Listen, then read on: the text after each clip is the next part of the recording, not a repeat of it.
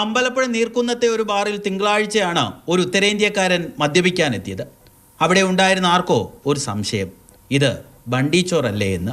ഇവരുടെ പെരുമാറ്റത്തിൽ സംശയം തോന്നിയ യുവാവ് ഇൻഡോ ടിബറ്റൻ ബോർഡർ പോലീസിന്റെ തിരിച്ചറിയൽ കാർഡ് കാട്ടിയെങ്കിലും ആരും വിശ്വസിച്ചില്ല. തുടർന്ന് വിവരം പോലീസിനെ അറിയിച്ചു. ഉദ്യോഗസ്ഥർ എത്തിയപ്പോഴേക്കും മദ്യപാനം കഴിഞ്ഞ് യുവാവ് മടങ്ങിയിരുന്നു. CCTV ദൃശ്യങ്ങൾ പരിശോധിച്ച ചില പോലീസുകാർക്കും ബണ്ടിയാണെന്ന് സംശയം തോന്നി.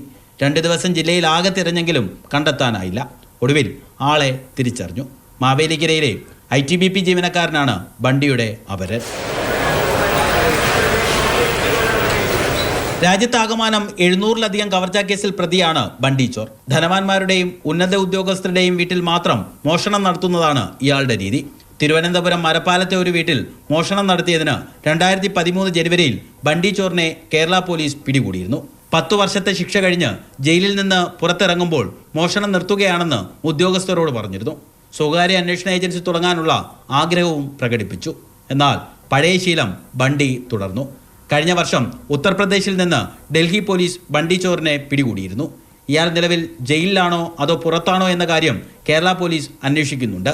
എന്തായാലും ബാറിൽ കണ്ടത് ബണ്ടിയല്ലെന്ന് ഉറപ്പിച്ചത് പോലീസിനും ഒപ്പം നാട്ടുകാർക്കും ആശ്വാസമാണ്. മാതൃഭൂമി ന്യൂസ്, ആലപ്പുഴ.